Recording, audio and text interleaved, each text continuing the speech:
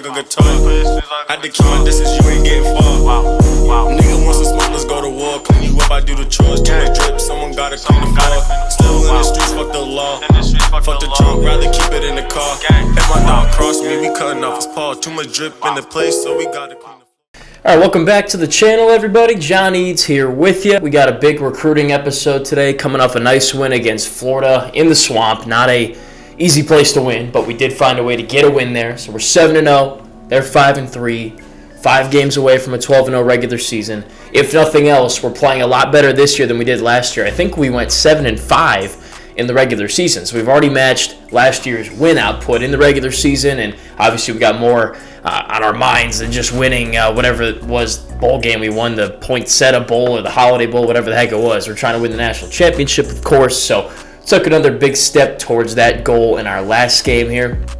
Check it out if you missed it. Also, be sure to like and subscribe. Really appreciate all the support. Recruiting episode today, so we'll see if we got any commitments, anybody ready to come in and visit. Just kind of update you on all that. Look at the Heisman watch. Do drip of the day, of course. If you've got a suggestion for drip of the day, it's what I call player of the week. Please let me know in the comment section. And again, like and subscribe. Thank you very much. All right, so here's what we're looking at this week. Check out last week's episode if you missed it. John Ferguson here is our top prospect left on the board, but he locked us out after visiting, and, visiting well. He got like 900 points or whatever, but right after that locked us out. I think it's some kind of a glitch in the game. What it is the playing style here, and we went into our coach settings and changed our playing style from whatever it was to the spread option, and then that lock went away, but I guess it's back and we can't get rid of it. I try to get rid of it, but we can't.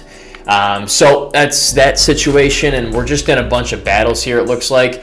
I don't really expect any commitments. Maybe someone like Joseph Scott is ready to come on board, or Tavarius Williamson, but we got to have a home game here and get some more visits in. We also got Brigham Edmonds last episode, a big D tackle, 6'5", 266 from Georgia. Should be an athletic piece. I'm still trying to find a nose tackle, a 300-pound type of guy to hold down the middle of that D-line, but maybe we'll have to go out and look for that after we get some more commitments and get a better idea of what our class is looking like. So far so good. 5 guys ready for a visit. 5 guys.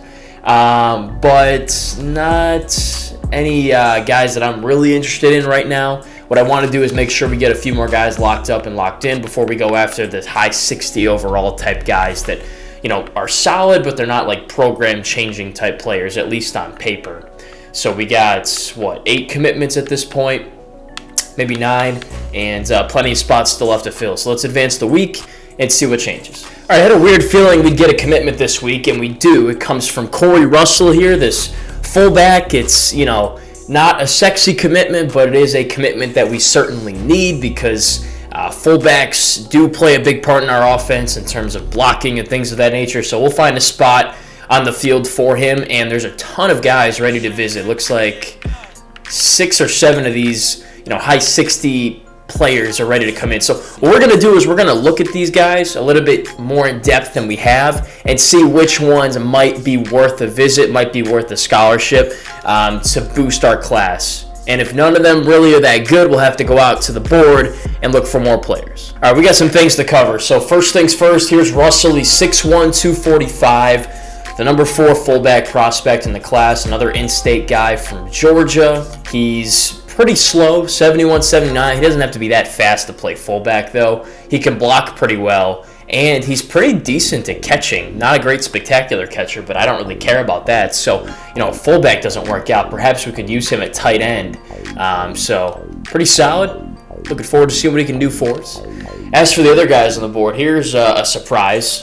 John Ferguson is back in play. That lock is gone, so I guess us changing our playing style again has him back in contention, I suppose. So we're going to max him out. Looks like we got to put some more points on him in some capacity. So this whole thing is really weird. I know there's the glitch in the game where you can get these athletes easily, but this is a new level of an athlete glitch right here. But he's a really good player.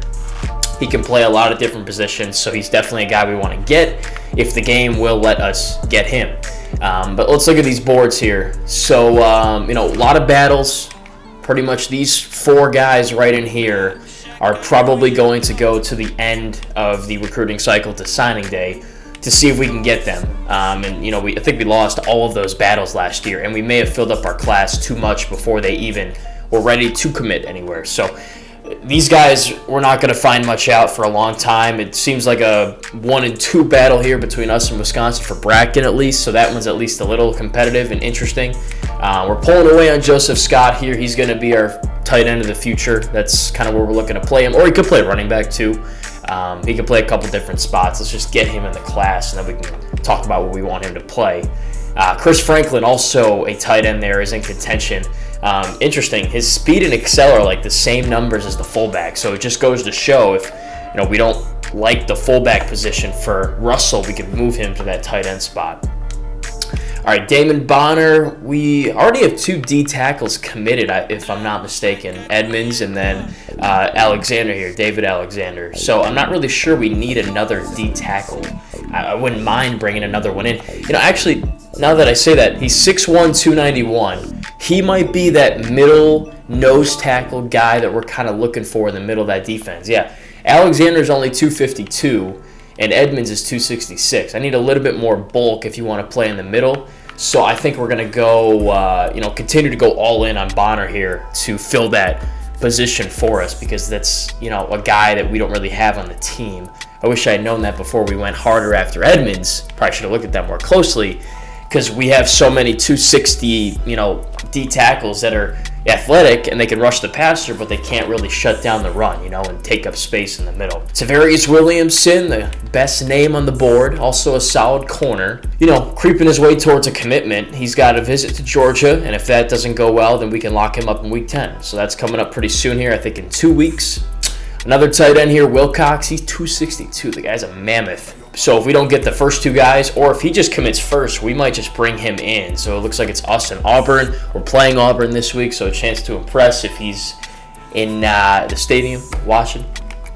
We looked at this guy on the tail end of the last recruiting episode, Victor Thompson, a speedy middle linebacker. We gave him an offer. He's from California. Looks like he put us in first place. He's got a ton of visits to go on, so we're not going to find much out there, but he will visit soon.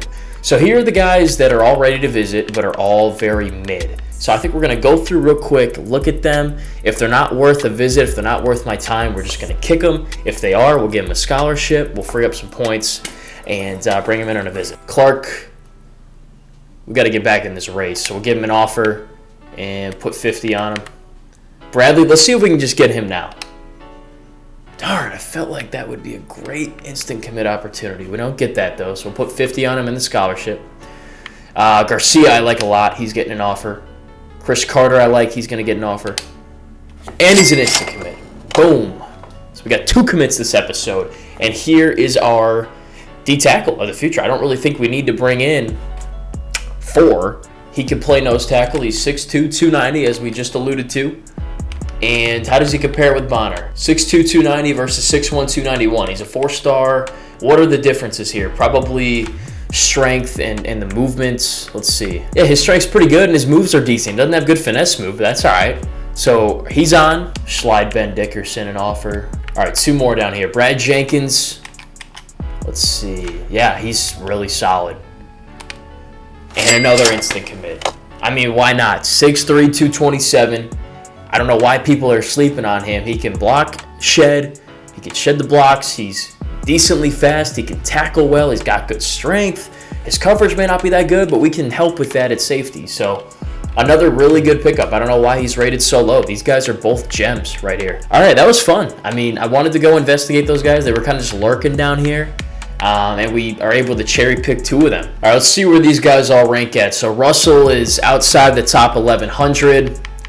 And then I'll slide this down. There's Jenkins, the guy that we just got. He's just inside the 1600s, but he runs a 4.58 40 at 227. That's maybe a touch slow, but fine for a linebacker. He is powerful. 430 bench, 580 squat. That's double what the fullback puts up. I know it's a stupid video game, and sometimes these numbers are whack, but I mean, this guy is a beast in the weight room, clearly. All right, then the other guy, Chris Carter, who we got, is actually ranked pretty high. He's in the top 500 at 442, and good numbers there as well. So Right in front of Brigham Evans there, we got 2 guys ranked near each other. And then actually there's David Alexander. So 3 all inside the top 500 at that position. Not too shabby. All right, this week's Drip of the Day candidate is Justin Albert. He plays safety. We just brought him in last cycle as a JUCO guy. Had a sack in this past game. Has had a couple of nice tackles for us. So we're going to go ahead and give him some style. He's actually looking pretty good already. If you got suggestions, again, I haven't gotten any before, so be the first. Drop in the comment section a player that impressed you that you think should get Player of the Week, and we go in here and customize their look. So let me know.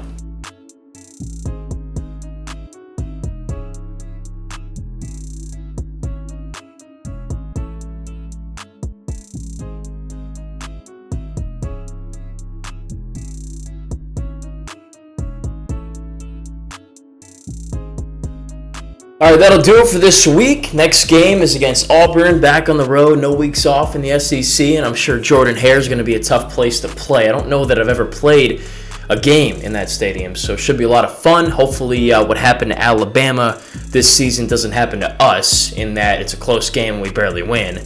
We'll see what happens, though. I mean, every game we've played this year has been tough and competitive, so if you enjoy that, this is the channel for you. Be sure to like it, subscribe. Appreciate you guys. Check out all the content on the playlist, this Dynasty, Georgia Tech, and also the Oregon State Dynasty. I did like 200 episodes there, rebuilding that program from the bottom to the top. So check all that out if you're interested, and come on back for the next game against Auburn. Looking forward to it. Thanks again for tuning in. Go Jackets.